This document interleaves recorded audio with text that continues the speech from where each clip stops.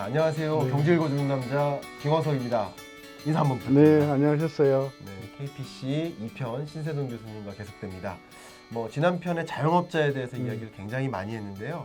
여러 가지 이야기를 좀 더 듣고 싶지만 자영업자에 대해서 좀 더 네, 여쭙도록 네. 하겠습니다. 자영업자의 난이 시작된다. 저는 어떤 생각을 또 한 가지 갖고 있냐면 교수님 너무나 더 잘 알고 계시지만 이제 베이비붐 세대가 이제 은퇴가 이미 본격화됐잖아요. 네. 근데 그 동안에는 이 베이비붐 세대가 이모작으로서 자영업으로 뛰어들었었거든요. 근데 자영업의 난이 시작되면 이 베이비붐 세대는 그럼 어디로 갈까?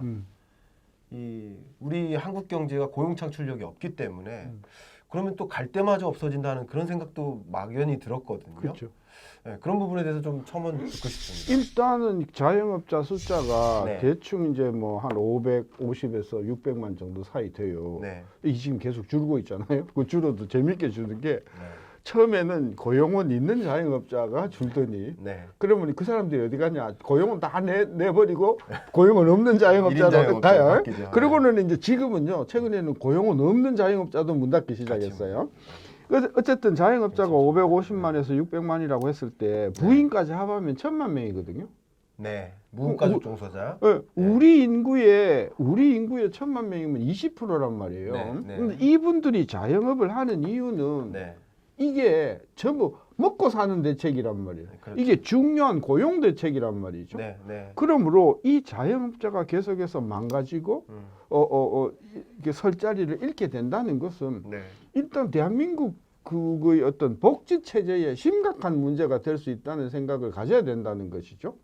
그렇죠. 그죠? 제가 말씀드린 그는 그렇죠. 인구 문제까지 고려한다면 그렇죠. 더 심각한 거네. 그렇죠. 그래서 자영업은 이게 일자리 정책이기도 하고 그다음에 복지 정책이기도 하고 네. 그리고 이분들이 대부분 보면은 뭐 꼭 그런 건 아니지만 내 생각에는 한 절반 정도는 아까 그 베이비붐 세대라고 봐요. 네. 그리고 나머지 네. 절반 정도는 막 어차피 공부하기도 싫고 네. 뭐 나는 그냥 쿡이 되는 게 좋으니까 뭐 해서 네. 젊은 세대들 중에서도 자영업을 하는 분들도 상당히 있어요. 그래서 자영업 이코르 이게 전부 다가 네. 이게 뭐 그 베이비붐이다고 이렇게 말할 수는 없지만 어쨌든 이분들에게 일자리를 주고 자영업을 해도 대한민국에서는 먹고 사는 게 걱정이 없다 할 정도의 어떤 네. 그런 그 안정감을 주는 게 저는 정부 네. 정책이 저는 그 돼야 된다고 보는데 한 가지 잠깐 근거를 네. 드리면 자, 이건 3년 전에 분석했던 건데 우리나라 자영업자의 평균 연령이 56세였습니다.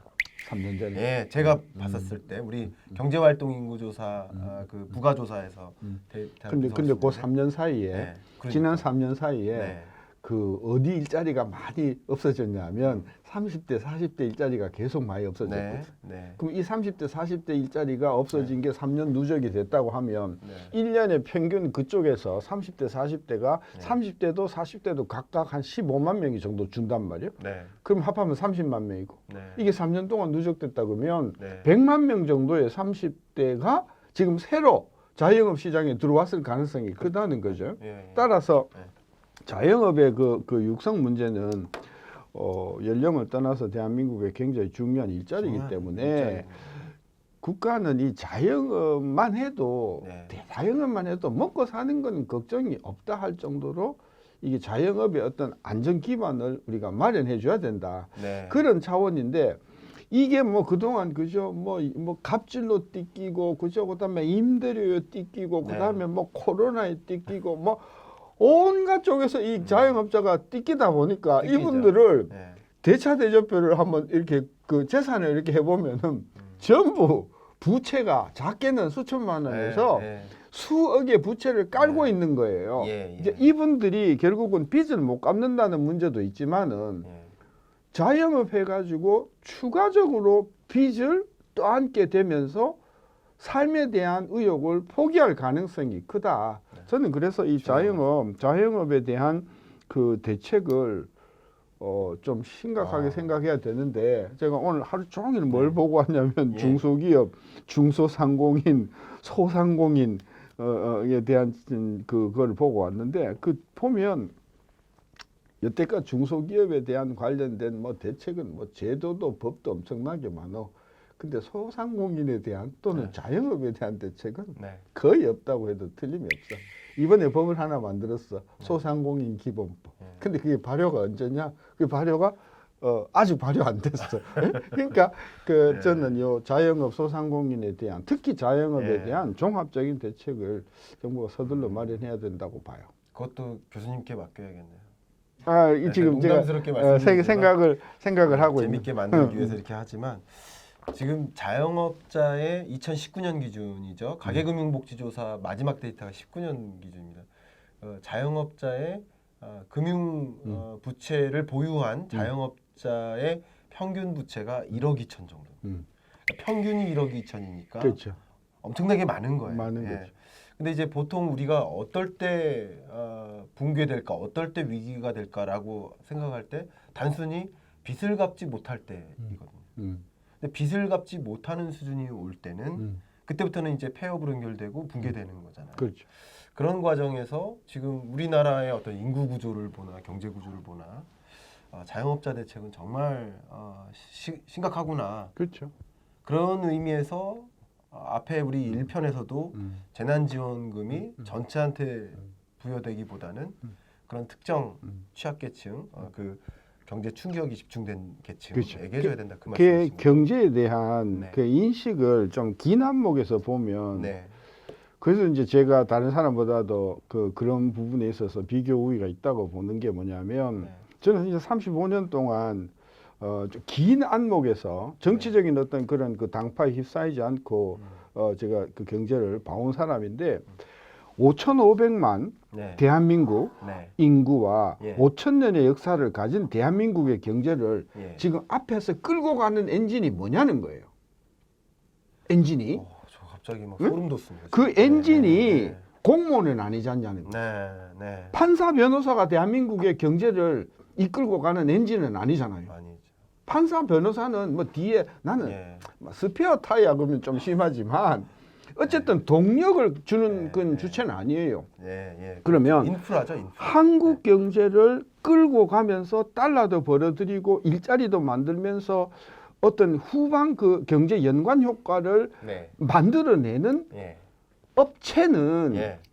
많아야 10만 개가 안 될 거라고. 네.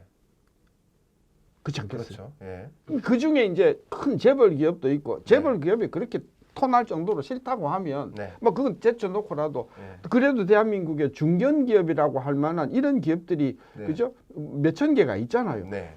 결국은 한국 경제를 네. 실질적으로 끌고 가는 네. 그 기업은 예. 수로 따지면 10,000개, 15,000개 안짝이라는 거예요. 얘네들이 엔진이 되어서 끌고 네. 가면 네. 네. 뒤에 딸려서 자영업이 같이 좋아지고 네, 네. 공무원도 그래서 봉급을 끌려가는 받고 거죠. 가는 거란 말이에요. 네. 그러면 네. 경제 정책의 관점에서 봤을 때는 예. 국가의 어떤 재정 지원이나 정책 지원이 어디에 쏠려야만 이게 엔진이 가동이 되는가 하는 부분에 대한 그 성찰이 있어야 되는데 네. 그동안에 이 정부 들어오기 전에 박근혜 이명박 이전의 정부는 너무 몇몇 개의 특정 업체에 대한 지원을 너무 몰아해 줬어. 네. 네, 어느 회사인지는 뭐 네, 말 안 네. 해도 알겠지만 네. 그러니까 그 혜택만 있었기 때문에 다른 모든 기업들은 전 너무 심하다라는 불공정 의식이 깔려 있었었어. 네. 근데 이번 정부가 들어와가지고는 네. 거꾸로 또 너무 뒷부분에 네. 대해서만 이 신경을 쓰다 보니까 네. 지금 제가 말씀드린 대한민국을 실질적으로 끌고 가는 10,000개, 15,000개 정도의 네. 중견기업에 대한 배려들이 너무 없으니까 네. 얘네들이 전부 지금 해외로 공장을 옮길 생각을 한단 말이에요. 네. 예. 그게 우리가 베네수엘라로 가는 거란 말이에요. 그래서 뭐 어떤 지방자치단체장은 뭐 우리가 무슨 베네수엘라냐 석유도 안 나오는데 석유는 안 나오는데 네. 지금 현재 우리나라를 이끌고 왔던 기업들이 안 그래도 그동안 10년 15년 동안 해외로 많이 나갔거든. 네. 그 일자리 다 뺏어 먹었다고 사실은. 네. 앞으로 더 나가버리면 우잘 건데 저는 그런 차원에서 그 뭐 분배도 좋고 사회 정의도 좋고 공정도 좋은데 대한민국의 경제의 엔진이 뭐냐? 응? 그 옛날엔 6기통 엔진이었다고. 네. 지금은 4기통밖에 안 돼. 조금 있으면은 오토바이 2기통밖에 안 될 걸? 네. 이런 부분에서 저는 이 정부가 좀 그 깊이 생각을 해야 되는데 네. 문제는 지금 야당이라고 하는 네. 어느 당인지는 이야기를 네. 안 하겠으나 네. 야당도 이런 생각을 안 하는 거예요. 야당도 야당조차도. 과거 야당도 대부분 보면은 특정 대기업 내지는 네. 뭐 특정 산업만 대한민국의 효장 것으로 생각을 하면서 실제로 대한민국의 미래는 저는 중소기업과 중견기업의 미래에 저는 달려 있다고 보는 사람이라서 네. 서둘러서 중소기업들이 예. 정말 세계적인 경쟁을 할 수 있도록 이거 해주는 게 필요한데 네. 그런 부분에 대한 우리가 논의가 너무 없어요. 결국 지금 오늘 이 편에서 네. 소상공인, 자영업자부터 해서 중소기업, 중견기업까지 뭐 계속 이야기를 나누는 것 같습니다. 저도 지금 뭐 계속 이제 우리 경제학의 대붓게 제가 먼저 공부를 하고 있는 어이, 무슨 그런 공부는 상황인 뭐 것 같아요. 제가 많은 걸 저도 느끼고 시각이지 있고요. 그냥 보는 네. 시각이. 네, 근데 저도 미처 생각하지 못했던 부분들을 이제 교수님 말씀을 통해서 또 생각해야 하고 뭐 그런 과정이 있는 것 같습니다. 정말 누가 이끌 것인가, 그리고 또 사실 모든 분야, 경제가 아닌 모든 분야에서도 리더는 이제 한두 명이고 나머지는 이끌려 가잖아요. 그럼 결국 그 리더의 역할이 굉장히 중요하죠. 그러면 이제 결국 리딩하는 기업들, 리딩하는 무언가를 엔진을 육성하고 만들어 나가는 게 그렇죠. 정부 정책의 방향이어야 되지 않을까 하는 그렇죠. 그런 생각이 근데 듭니다. 이제 오늘도 지금 사실은 며칠째 지금 중소기업에 관련된 그 제도나 법이나 이런 걸 지금 보고 있는 사람인데 뭐가 네. 문제인가 이걸 네. 어떻게 해결하는가 보는데 보면 중소기업, 중견기업 그리고 자영업 소상공인에 관련된 지원 제도가 세보지는 않는데 세다가 왔는데 시간이 네. 좋게서 한 3,400개 돼. 예. 3,400까지나 되는데 전부 쪼잔한 것들이야. 네. 쪼잔한 것들일 뿐만이 아니라 네. 이게 전부 등 떠미는 제도야. 예? 그 등 떠미는 제도라는 이야기는 뭐냐 하면 예. 아까 리더 이야기를 했는데 기업이 누가 등을 떠밀어 주기 전에 스스로의 어떤 인센티브에 의해서 스스로 끌고 가려고 하는 리더의 정신이 없으면 안 되는 거거든. 그런 차원에서 저는 특히 현 정부에 있어서 아쉬운 부분이 정말 우리나라의 그 중견기업, 중소기업의 그 리더십이 정말 대한민국 미래에 소중하다. 그런 부분에 대한 어떤 그런 나는 그게 기업가 정신을 고양하는 거라고 보는 거거든요. 제가 뭐 좀 꽤 오랫동안 저기 중소벤처기업부 자문위원 활동을 해오고 있는데 우리 국장님 그리고 비대면 경제과 과장님 제가 듣고 계시죠? 제가 이 링크 보내드리겠습니다. 1편은 청와대, 2편은 중기부에 오케이. 보내서 좀 신세정 교수님의 이런 인사이트를 좀 받아서 저는 이제 여러 가지 의견과 뷰가 있어요. 네. 근데 그 뷰를 고루 관철하고 네. 그 안에서 최선의 대책들을 마련해가는 것이 정부의 가장 합리적인 의사결정이 아닌가 그런 생각을 합니다. 다 색깔과 뷰가 다르지만 그건 고루 우리가 들여다보고 빈틈없이 이제 네. 이런 정책을 모색해야 되지 않을까 그런 생각을 많이 해봅니다. 벌써 이제 이 2편도 시간이 다 돼 가는 것 같은데요. 그런 의미에서 짧게 한 말씀을 좀 여쭙도록 하겠습니다. 결국 이제 자영업자 대책 네. 그리고 중소기업 대책이라는 관점에서 정부에게 딱 이렇게 했으면 좋겠다. 이런 방법을 좀 동원했으면 좋겠다. 이런 것을 좀 고려했으면 좋겠다 하는 그 메시지를 좀 남겨주시면 핵심은 뭐냐면 핵심은 우리 중소 자영업자들이 대부분이 경쟁력이 없다는 거예요. 네. 경쟁력이 네. 스스로 설 수가 없어요. 네. 근데 스스로 설 수 없는 이유가 여러 가지가 있는데 네. 그 중에 하나가 너무 규모가 영세한 거예요. 네. 규모가 너무 영세하니까 규모를 좀 키워줘야 돼요. 네. 따라서 중소 자영업자들이 규모를 키울 수 있는 인센티브와 네. 그런 것들을 마련해 줘야 된다는 것이죠. 네. 쉽게 이야기하면 지금은 규모 키우면 안 되죠. 오히려. 그러니까 지금은 그렇죠. 제도 때문에 예, 대기업으로 가면 안 되는 상황이거든요. 그러니까 이거는 이제 뭐 중소 자영업이니까 네. 규모로 갈 것도 없는데 예를 들면 미장원도 한 5개가 묶어서 정말 그 경쟁력 있는 미장원으로 키워줘야 된다는 것이죠. 그래서 숫자는 줄이고 네. 규모는 키워서 그게 첫 번째. 그리고 네. 그렇게 규모를 키우려고 스스로 노력하는 그 자영업자들에게는 정부가 임대료 지원이랄까 아니면 설비 지원이라고 할까 경영 지도라고 할까 어쨌든 이렇게 스스로 경쟁력을 규모의 경제를 통한 그 경쟁력을 강화할 수 있는 제도를 포괄적으로 우리가 마련해서 지원을 해줘야 된다. 그럼 혹시 일종의 협동조합의 컨셉입니까? 협동조합이라 하면 또 너무 네, 좀 크고 크지만 어. 그런 컨셉. 자영업의 M&A다. 그렇죠. 저는 이렇게 보면 되는 거죠. 이거는 한 번도 논의된 적이 없는 이슈인데요. 근데 내가 아까 중소기업 관련 법을 보니까 예. 법적으로는 그것에 대한 예. 사업 전환이라 할까 뭐 이 기술 많은 잘 엮으면 네. 엮어서 실질적으로 정부가 예. 좀 과감한 투자를 하면 그러니까요. 저는 그 중소자영업자들이 저도 굉장히 이 부분에 동의를 하고 있거든요. 자영업자의 수가 너무 많기 많지. 때문에 수는 좀 줄이되 각각의 규모는 늘려서 늘리죠. 경쟁력을 갖추고 그렇죠. 각자가 자영업자가 되는 게 아니라 자영업자가 한 명인데 임금 근로자가 되는 임금 근로자일 일종의, 뿐만이 아니라 네. 예를 들면 5개 그 미장원이 합해서 하나의 법인으로 하면 네. 그 중에 정말 잘생기고 이게 섭외력이 높은 사람은 사장이 되고 네네. 정말 그 기술에 좀 더 뜻깊은 사람은 기술 담당 그렇죠. 임원이 되고 네. 그다음에 뭐 세일즈 담당이 되고 그다음에 뭐 뭐 서비스 담당이 그러니까 자기의 특화된 분야에 따라서 과거에 그냥 모든 걸 다 하던 사장이 네. 자기의 분야별로 이렇게 그러네요. 역할 분담을 해가지고 하면 그렇게 하는 경우에는 정부가 임대라든지 설비라든지 이런 것을 그 지원해주는 그런 저는 자영업의 분업화된 기업화네요. 그렇죠. 그러니까 나는 그 자영업의 M&A다. 너무 이게 좋은 구조조정이다. 이거는 정말 어떤 그 정치 철학을 떠나서 네.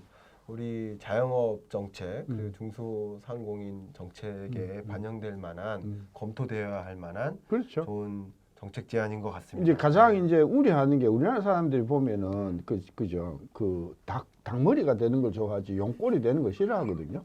그게 우리 국민들의 습성이 그래요. 네. 여러 가지 이유가 있거든. 네. 상대편을 못 믿는 거야. 동업을 하면 못 믿는다. 믿으니까. 그러니까 못 믿는 것을 예. 우리가 깨지 않으면 예. 절대로 대한민국 선진화가 될 수 없어. 예. 200년, 300년 전에 영국이나 미국의 기업들이 보면 오랜 역사를 가지고 있는 기업들을 보면 시작할 때 전부 그죠. 예를 들면 잔슨 앤드 컴퍼니. 이게 앤드 컴퍼니라는 뜻이 뭐냐 하면은 동업자들이 많았다는 이야기거든. 그러니까 자네는 돈을 대고 나는 법률 자문을 하고 자네는 경영을 하고 이게 여러의 임원들이 뭉쳐서 큰 회사를 만들어 가지고 큰 회사들이 굉장히 많단 말이죠. 우리나라도 그런 식으로 그 자영업을 하시는 분들이 저는 60대 이상은 이게 좀 그게 어려워. 여기 하도 오랫동안 그게 이제 배어 있어 갖고. 3, 40대 젊은이들은 제가 이거 제시하는 이런 방법으로 충분히 저는 묶일 수 있다. 정부가 조금만 이렇게 물적 지원을 해주고 제도적으로 난 그래서 이 생산성본부나 이런 그 중공공단체들이 그런 쪽으로 저는 앞으로 컨설팅할 역할이 굉장히 많다고 봐요. 책임이 무겁습니다. 이 앞에 두 분이 계시거든요. 책임이 무겁습니다. 오늘 정말 이 참 걱정됐던 이 자영업자 소상공인들에 대한 대책 고민 많이 했는데 신세동 교수님의 이런 정책 제안을 통해서 뭔가 이런 방향으로 돌파구를 마련하면 어떨까 그런 생각도 많이 했고 또 젊은이들 창업자를 중심으로 이런 방식으로의 창업 그리고 정부는 그럴 수 있도록 정책 지원을 해주는 그런 분들과 함께 맞물리면 어떨까 이런 생각을 전해드리면서 이번 2편 신세동 교수님과 함께하는 KBC 마무리하겠습니다. 감사합니다. 네, 수고하셨어요. 감사합니다.